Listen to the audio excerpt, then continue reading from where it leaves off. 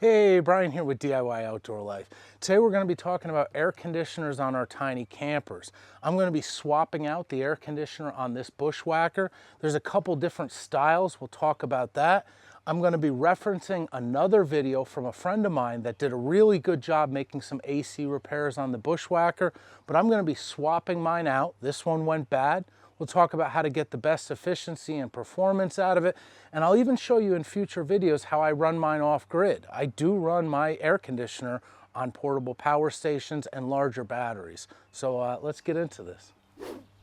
So today I'm going to be working on my 10SS. That's the type of Bushwhacker that has one door and has the air conditioner cut out the side. This is going to be exactly the same as the 10HD. They just cut the air conditioner out the other side. A lot of the questions I get, though, are about folks who have the 10FB. Now, that air conditioner is mounted in the center, and it requires a little bit more tweaking to get the best results out of it. I'm going to be talking about how you can do that, but I'm also going to point you to a really good video that shows some modifications that get the most out of it. Now, while I swap this AC out today, it's a good opportunity for me to show you how this works, why it's important, when I use it, and I'm even going to address in future videos how I do run this off-grid. I run my window air conditioning using portable power stations. So it's absolutely essential that we're getting the best efficiency out of this, and we understand how it works if we're going to be able to do that. So the new AC that I'm going to be putting in is this Frigidaire that I got on Amazon. The most important thing is that it fits. It fits the cavity. I'm sticking with the 5,000 BTU. We're going to talk about all those things. But as I unpackage this, there's going to be parts we need and parts we don't. So there's this top rail. I'm going to save that. But you can throw the owner's manual, some of this foam, hardware, these side sliders for window units. Don't need that. Don't need this. And once we take this styrofoam out, now there's an unboxing. We're going to get down to the unit that we're going to be using. Now, this unit has manual controls instead of digital. This is really important for how I use the air conditioner. We'll talk about that later, but if you're not going to be using the air conditioner that way, where I use switched outlets and actually the apps on my power station, when I turn the power station on, it'll automatically turn the air conditioner on because of these manual knobs. If you have a digital style of air conditioner, it's not going to do that. It's going to require a separate remote or that you get up and push the button on this. Now, if you are setting your air conditioner up to run off grid, where it might turn on and off throughout the night with an actual switched outlet, those digital ones are not going to work. If none of that matters to you, then get whatever air conditioner will fit, but this one's going in the link in my description. So the way these air conditioners work, and we could get a lot more elaborate with this, but essentially we have to realize that nothing actually creates cold. It feels like it's blowing cold. Air conditioners are actually removing heat. So there's going to be an intake where it draws air from inside the space that you're cooling. But there's also going to be an intake where it takes in fresh air. There also has to be a spot for it to remove heat. And in this case, on my model, it's going to be removing heat directly to the outside. That's how these units were designed, to be put in a window so that they can release the heat outside the back of the unit. This is what's going to separate the models I have, the 10SS or the 10HD, from that FB model. Because in that case, you're going to be releasing heat inside the camper, and that has to be addressed. A lot of times from the factory, they're not addressing this in a way that's actually going to allow this unit to cool like you expect it will. Now, I'm sticking with a 5,000 BTU unit. Some of my friends have stepped up to a 6,000 BTU unit. Those BTUs are going to coordinate with how much space they can cool. Now, a 5,000 BTU unit can cool 150 square feet. That's assuming an 8-foot ceiling. So that's much more than what the teardrop is. However, they're also assuming that those spaces are insulated, like your house. If you're looking at something like a car air conditioner, it's going to be over 5 times this size because they're accounting for the direct heat, the radiation from the sun beating down on the metal of the car. That's gonna be the case with your teardrop. So for me, this is about sleeping well at night. If I was looking to cool the teardrop during the day, this 5000 BTU might have trouble keeping up with it. So this comes down to personal preference, but for me, a teardrop is a place to go to bed. I generally don't hang out there during the day unless it's the winter and I don't need the AC. So 5000 BTUs is good for me. No sense stepping up to 6 because I want this to run on the lowest wattage possible so I can battery power it. So I hope this explanation so far makes a little bit more sense as to why this setup is a superior setup. It allows this to run just like a window air conditioner is supposed to. These fins are released to the outside.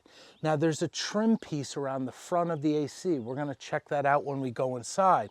But it allows it to draw air from outside, air from inside, keep those spaces separated, and have the heat roll to the outdoors like we want.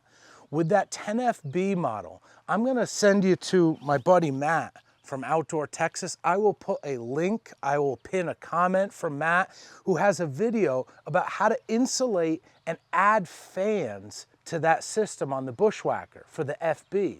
It works for other campers as well with that center mounted AC. See this heat that's coming off the back, you need to circulate that out of the camper. Ideally, you'd be going up because heat rises, but Matt's system on the 10FB drives the heat down through the bottom with waterproof fans. It works really well, and people have raved about that upgrade. So if you haven't seen that video, I'm going to reference that below, find it in the link in the description. But for now, let's work on this side cut unit. So even though we bailed the side fins and some of the stuff we're not using, this top rail is actually what drops into the trim piece to hold it securely in the cavity. It's got some hardware here. We are going to install this. It's a couple simple Phillips head screws. I'm going to sock them in with this screwdriver, install this, and then we're ready to move to the inside.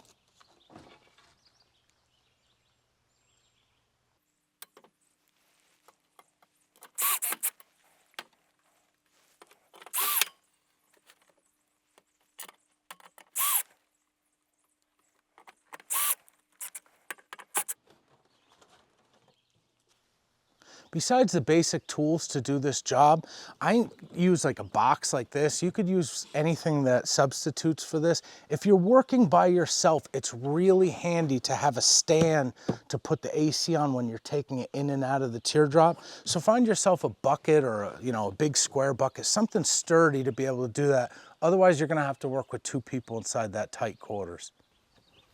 So in here, you can see I have this air conditioner that's going to be removed.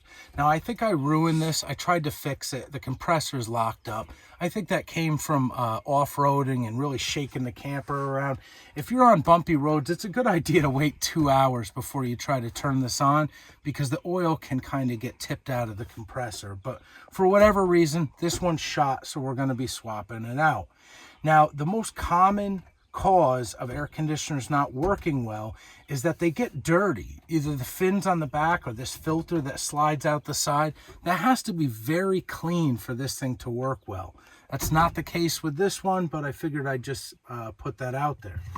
Now, they have these 3 pieces of wood that box this in. It's not done very well. It's cheap particle board. You could see it was falling apart as I was taking it out. So the first thing is take your drill and remove these 3 pieces. You might want to replace these. I'm going to cut new pieces of wood and do this over all together. The plug is on the side. And then if you reach back towards the top of the plug, there's one of these that kind of goes into the outlet and makes it a cleaner job. Remove that to the side, loosen up your cord a little bit if you can, and this unit is going to slide right out. That's what this box is for. I can slide it out onto the box instead of having to carry this thing around. With it on the box, I can reach back and pull that plug through.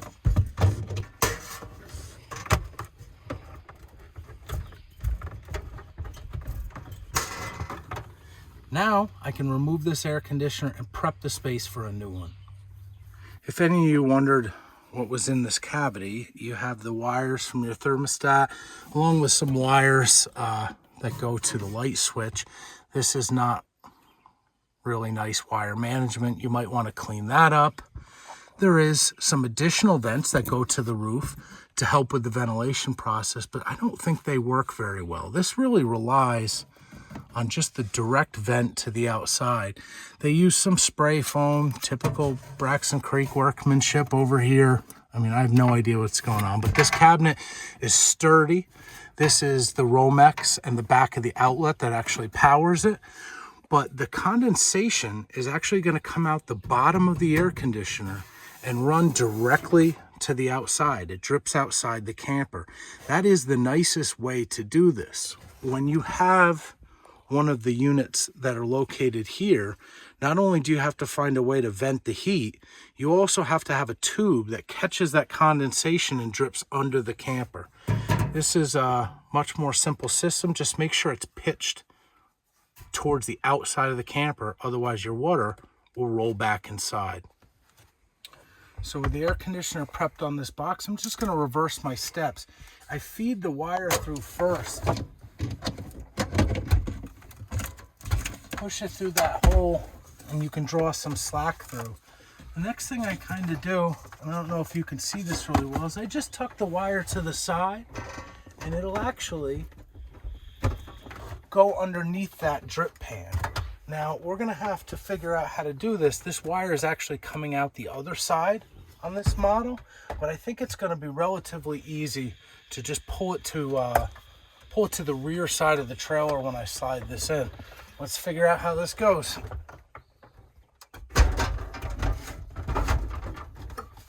Okay, should be easy here to tuck the wire.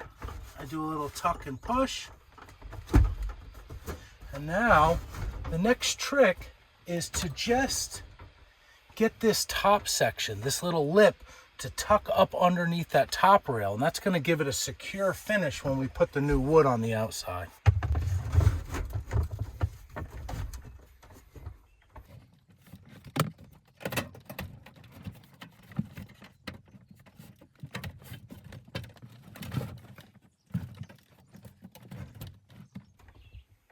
Okay, she's in, she's square. I think it's almost time to replace that wood trim. So after mocking up this Frigidaire, I'd like it to go just a little bit higher. I really want this lip to catch on this top piece. So I took a big piece of cedar that I had. It's actually a big piece of cedar roofing shakes, and dropped one in on each side. You could get shims to do that. You know, you want to be careful that it's not something that's going to rot. So maybe a piece of plastic. This cedar won't rot if it does get a little damp in there. But now we're going to try it. And I like that a lot better. It's going to go in a little bit more snug.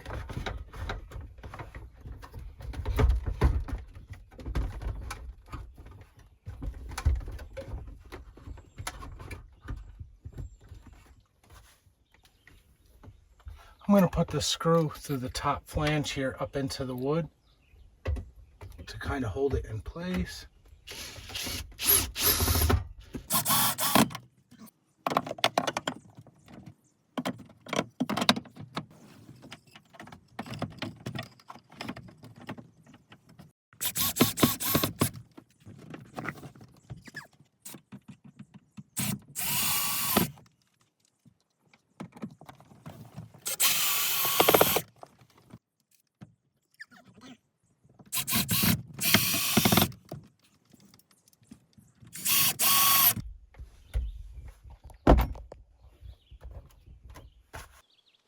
Okay folks, so that wasn't such a bad job. I ended up trimming it up from the inside, and that was the part that took the longest, was just replacing this little particle board. Anytime I take a piece of this off, I try to put it back with real wood, and eventually I'll have a sturdy camper. But this air conditioner does a really good job. It's gonna cool this unit down, and it runs on a low wattage. Once the space gets cooled, it cycles off, and it'll give me the ability to run it on portable power stations. For the most part, this is something I'm gonna be using on shore power, and when the weather gets really hot or humid, remember that these are dehumidifiers, I'll get a campground with a 30 amp pedestal and be able to run this new frigid air. So I appreciate you guys watching. I hope this video helps somebody out. See you guys next time.